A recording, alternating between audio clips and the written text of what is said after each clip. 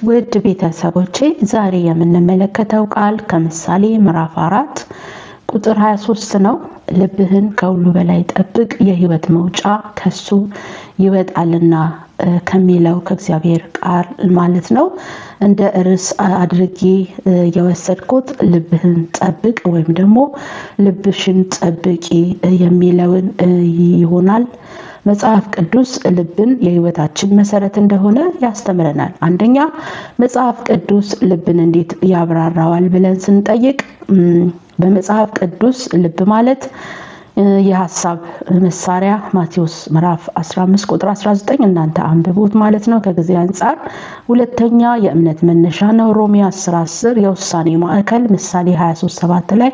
ስለዚህ ልብ እንግዲህ የህይወት መውጫ የማይለወጥ ቦታ ነው ማለት ነውና እንግዲህ ስለዚህ ልባችንን አጥብቀን መጠበቅ አለብን እኔና እናንተ። ሁለተኛ ልባችንን እንግዲህ የሚያበላሸው ብዙ ነገር አለ። ለምሳሌ ክፉ ሐሳብ ከሰው ልብ ይወጣል ይላል ማርቆስ 7 ቁጥር 21 ላይ። ቂምና ይቅርታ አለማድረግ ይህም ልባችንን ከሚያቆሽሸው ሁለተኛው ነው። እርስ በርሳችን አለመስማማት ኤፌሶን ምዕራፍ 4 ቁጥር 31 እስከ 32 ያለውን እናነባለን። በሶስተኛ እንግዲህ የማይጠቅም ገንዘብ ፍቅር የዓለማዊ ነገር ፍቅር ማለት ነው። ዓለምን የሚወድ የአባት ፍቅር በእሱ የለም ይላል አንደኛ ዮሐንስ ምዕራፍ 2 ቁጥር 15 ላይ። እንግዲህ በሶስተኛ ደረጃ እግዚአብሔር ልብን እንዴት ይቀየራል ብለን ስንል እግዚአብሔር አዲስ ልብ እሰጣቸዋለሁ ይላል ሕዝቅኤል ምዕራፍ 36 ቁጥር 24 ላይ። እግዚአብሔር ውጫዊ ሕግ ብቻ አይደለም የሚሰጠን ውስጣዊውንም በመንፈስ ቅዱስ ያለውን ለውጥ ሰጥቶናል ማለት ነውና አዲስ ልብ ሲኖር እንግዲህ ምን ይፈጠራል ብለን ልንጠይቅ እንችላለን። አንደኛ ፍቅር ይበዛልናል፣ ከወገኖች ጋር ፌሎ ማድረግ ህብረት ማድረግ በሰላም መኖር ማለት ነውና እግዚአብሔር ቃል ሲናገር ቢቻላችሁስ ከሰው ሁሉ ጋር በሰላም ኑሩ ይላል። ሁለተኛ ትዕግስት ይሰጠናል፣ ትዕግስት ይኖረናል ማለት ነው። ማንኛውንም ነገር በትዕግስት እንድናልፍ ይሆናል ማለት ነው። በሶስተኛ ደረጃ እንግዲህ ሰላምን ህብረት ማድረግን ከኛ ይልቅ ለሌሎች ሰዎች ማሰብን የእግዚአብሔርን ሐሳብ መከተል በእግዚአብሔር መንፈስ ውስጥ መመራትን ያጠቃልላል። እንግዲህ አራተኛ እንግዲህ ልብን ለመጠበቅ መጽሐፍ ቅዱስ የሚሰጠን መመሪያ አለ። አንደኛ ቃሉን በልባችን መዝግበን መያዝ ነው። በልባችን ውስጥ ማስቀመጥ ነው፣ ማንሰላሰል ነው። መዝሙረ ዳዊት ምዕራፍ 119 ቁጥር 11 ላይ እግዚአብሔር ቃል ሲናገር ቃልህን በልቤ ሰወርኩኝ ይላልና በሁለተኛ ደረጃ ጸሎትን ያለማቋረጥ መጸለይ ነው። እንግዲህ አጥብቆ መጸለይ አያችሁ፣ እግዚአብሔርን መፈለግ ፊቱን መፈለግ። ኢየሱስ ለዘላለም ጌታ ነው። አንደኛ ተሰሎንቄ ምዕራፍ 5 ቁጥር 17 ላይ እግዚአብሔር ቃል ሲናገር በሁሉ ምን በሉ ይላል ጸልዩ ይላል። እንደገና በሁሉ ምን አመስግኑ ይላል። ኢየሱስ ጌታ ነው። በሶስተኛ ላይ እንግዲህ ልብን መመርመር ነው፣ ልባችንን መፈተሽ ነው። ልቤ ምኑ ጋር ነው ያለው ለምንድን ያመዘነው ብለን እለት በእግዚአብሔር ቃል ልባችንን መፈተሽና መመርመር ይገባናል ማለት ነው። እግዚአብሔር የተመሰገነ ይሁን። መዝሙረ ዳዊት ምዕራፍ 39 ቁጥር 23 ላይ እግዚአብሔር ሆይ ልቤን መርምር ይላል። ክብር ለኢየሱስ ይሁን። እንግዲህ እግዚአብሔር ልባችንን ሲመረምርልን መንፈስ ቅዱስ ያለንበትን ሁኔታ ሲያስታውቀን እንግዲህ የቱ ጋር እንዳለን እንረዳና ወደ እግዚአብሔር ሐሳብና ፈቃድ መመለስ ይሆንልናል ማለት ነውና እግዚአብሔር ዛሬም ልባችንን ይፈልጋል። ውድ ቤተሰቦቼ እግዚአብሔር ዛሬም ምናችንን ይፈልጋል? የውስጣችንን ያችሁ በቃ እግዚአብሔር ብቻ እንዲነግስበት በልባችን እግዚአብሔር ብቻ እንዲታይበት እግዚአብሔር ብቻ ከፍ ብሎ ደምቆ እንዲታይበት እግዚአብሔር ዛሬም ልባችንን ይፈልጋል። ልብሽን ስጪኝ፣ ልብን ስጠኝ ልጄ ይላል፣ ይጠይቃል ማለት ነውና ምሳሌ ምዕራፍ 23 ቁጥር 26 ላይ እግዚአብሔር ቃል ሲናገር ልጄ ሆይ ልብህን ስጠኝ ይላልና ወገኖቼ ዛሬ የኔና የናንተ ምላሽ ምንድነው? ለእግዚአብሔር ልባችንን ለመስጠት እሺ ነው ወይ የምንለው? ቆይ ላስብበት ነው ወይ የምንለው?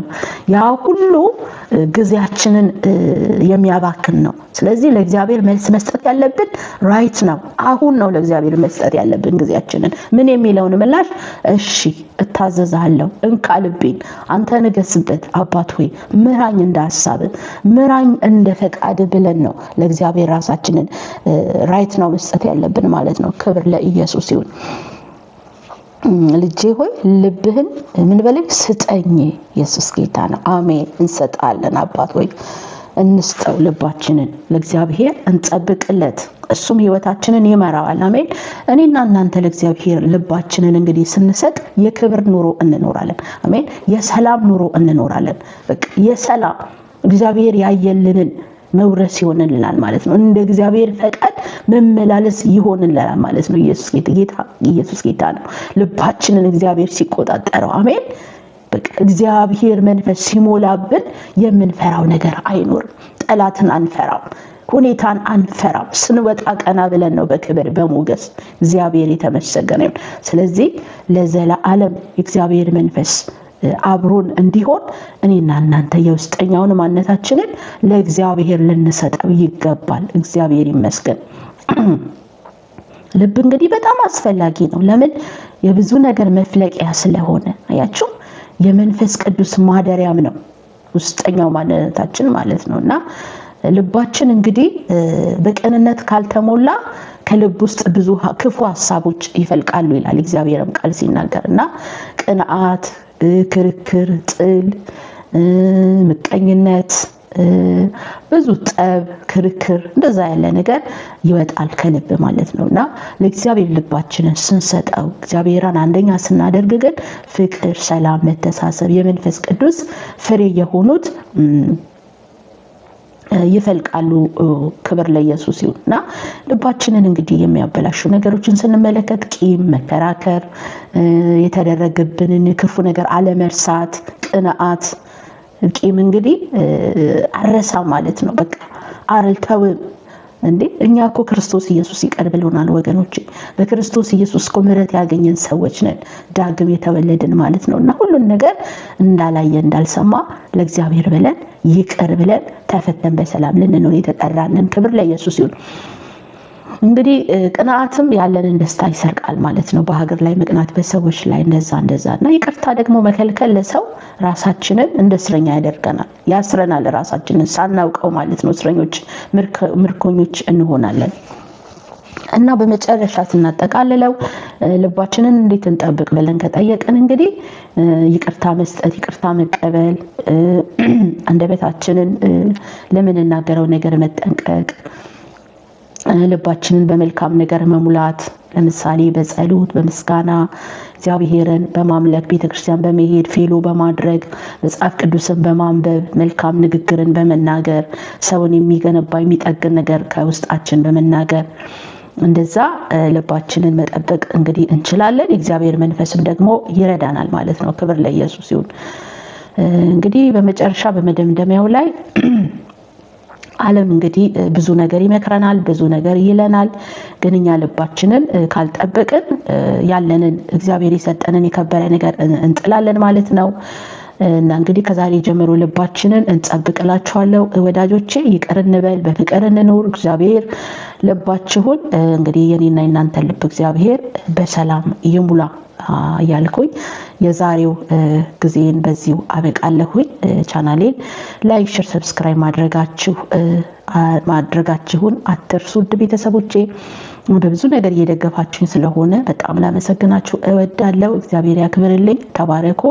ዛሬ እንግዲህ ስለምንድነው እግዚአብሔር ያስተማረን? ስለ ልብ ነው አይደለ? ልባችንን ስለመጠበቅ፣ ቂምን፣ ቅንዓትን፣ መጥፎ ንግግርን፣ ሰውን የሚሰብር ምላስ በራሷ እኮ አጥንት የላትም ግን ትሰብራለች ይላልና ከዚህ ሁሉ በመጠንቀቅ የእግዚአብሔር መንፈስ ውስጣችንን ተቆጣጥሮ በሰላም እኛም ደስ ብሎን በጤና እንኖር ዘንድ የእግዚአብሔር መልካም ፈቃድ ስለሆነ ልባችንን እንጠብቅ እያልኩኝ የዛሬውን ፕሮግራሜን በዚሁ ላብቃ። እንጸልይ። ኢየሱስ ጌታ ነው። ቅዱስና ጻድቅ ዘላለማዊውን አምላካችን ጻድቅ፣ ንጹህ፣ ፈዋሽ፣ ሩህሩህ እረኛችን ሆይ እጅግ አድርገን እናመሰግናለን። ጌታ ኢየሱስ ቃልን ስላስተማርከን ልባችን እንዴት እንድንጠብቅ ስለነገርከን ክብር ላንተ ይሁን። ቃልህን ብቻ መንፈስን ብቻ ሙላብን። ስለ ሁሉ እናመሰግናለን። ለሰው የመሰበሪያ የማዘኛ ምክንያቶች ሳንሆን ለሰው የመጽናኛ ምክንያቶች የደስታ ምክንያቶች እንድታደርገን በጌታ በኢየሱስም የማረፊያ የመፈወሻ ምክንያቶች እንድታደርገን በጌታ በኢየሱስም እኔ ጸልያለሁ። አባት እግዚአብሔር ከእግር ጥፍር እስከ ራስ ፀጉራችን ድረስ በመንፈሳት ተቀድሰን ተቆጣጠረን። ኃጢአት በደል ሁሉ ከኛ ይራቅ። እጅግ አድርገን እናመሰግናለን። በክርስቶስ ኢየሱስም ጸልያለሁ። አሜን። ውድ የአባቴ ብሩካኖች እግዚአብሔር ይባርካችሁ። አመሰግናለሁ። ተከናወኑ። በሰላም ቆዩኝ። ባይ ባይ።